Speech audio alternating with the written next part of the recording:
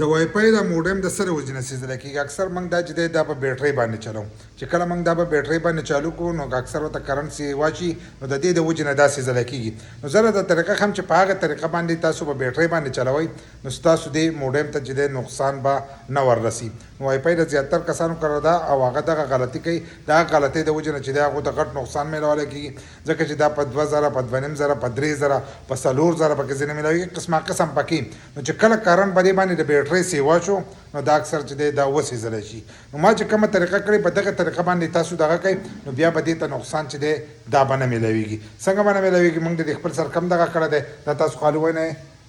دې ته موږ دا انورټر چې دی دا لګولای دی دا به تاسو ته کاریږي 250 واټ ته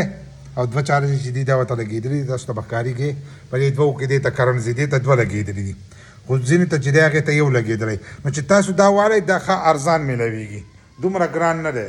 دا 800 والا د 1000 په منځ کې چې دی دا ملویږي که بیا تاسو د دې نه غټالی نو تاسو د نور کارونه چې دی دا هم اخیستی شئ که تاسو پرې د کور نور کارونه کوئ نو د وړې بیټرۍ نه چې دی تاسو دا چلولی شئ لکه دا 100 بیټرۍ ده د دې وړې بیټرۍ نه چې دی تاسو پرې نور کارونه کولی شئ خو موږ دا خالي چې دی له پاسه د دغه لپاره کړی دی د دې وای فای دپاره وای فای چې دی دا هم نه بندېږي او هغه نقصان چې دی هغه ترې هم نه جوړېږي نو خپل وای فای ته چې دی هم دا قسمه شی چې دی دا ولګوئ نو ستاسو وای فای چې دا هغه به هم نه خرابېږي او د غټ نقصان نه چې دی دا وبچ شئ داسې نه چې د دې 1000 روپو تاسو د دې سوچ وکئ او دلته کې تاسو ته 2500 3000 4000 روپۍ نقصان چې دی دا میلاو شي